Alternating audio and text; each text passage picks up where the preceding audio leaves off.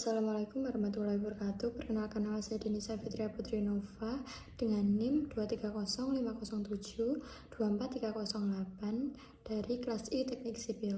Di sini saya akan mempresentasikan hasil resume saya di pertemuan ke-7, yaitu Pancasila dalam konteks ketatanegaraan Indonesia.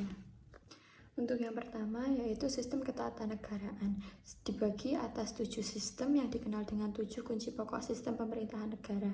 Yaitu yang pertama, Indonesia ialah negara yang berdasarkan asas hukum. Yang kedua, sistem konstitusional. Yang ketiga, kekuasaan negara yang tertinggi di tangan rakyat.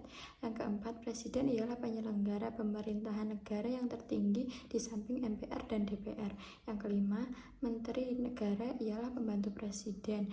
Menteri negara tidak bertanggung jawab kepada DPR. Yang keenam, kekuasaan kepala negara tidak terbatas. Dan yang terakhir, lembaga-lembaga dalam sistem ketatanegaraan menurut UUD NRI 1945 sebelum dan sesudah diamandemen. Untuk yang kedua, yaitu hubungan antara Pancasila dan pembukaan UUD NRI 1945, yaitu bersifat timbal balik. Hubungan tersebut bersifat formal dan material. Hubungan formal, yaitu Pancasila memiliki kedudukan sebagai norma dasar hukum politik. Dengan itu, tata kehidupan bernegara tidak hanya bertopang pada asas-asas sosial, ekonomi, politik, tetapi perpaduan asas-asas kultural, religius, dan yang lain. Hubungan material, berdasar urutan-urutan tertib hukum Indonesia, pembukaan UUD 1945 adalah sebagai tertib hukum yang tertinggi. Adapun tertib hukum Indonesia bersumber pada Pancasila, atau dengan kata lain sebagai sumber tertib hukum Indonesia.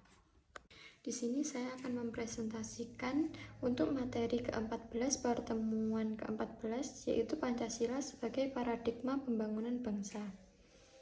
Pancasila sebagai paradigma pembangunan politik dapat meningkatkan harkat dan martabat manusia, di mana sistem politik Indonesia yang sesuai dengan Pancasila sebagai paradigma adalah sistem politik demokrasi. Pancasila sebagai paradigma pembangunan ekonomi didasarkan pada dasar moralitas ketuhanan pada sila 1 Pancasila dan kemanusiaan pada sila 2 yang menghasilkan sistem ekonomi berperi kemanusiaan. Pancasila sebagai paradigma pembangunan sosial budaya berdasar sila Persatuan Indonesia dikembangkan atas dasar penghargaan terhadap nilai sosial dan budaya-budaya yang beragam di seluruh wilayah Nusantara menuju pada tercapainya persatuan. Pancasila sebagai paradigma pertahanan keamanan. Salah satu tujuan bernegara Indonesia adalah melindungi segenap bangsa Indonesia dan seluruh tumpah darah Indonesia.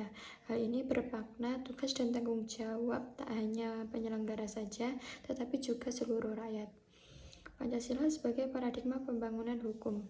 Sistem hukum Indonesia menurut wawasan Pancasila merupakan bagian integral dari keseluruhan sistem kehidupan masyarakat sebagai satu keutuhan melalui berbagai pengaruh dan interaksinya dengan sistem-sistem paradigma pengembangan hukum.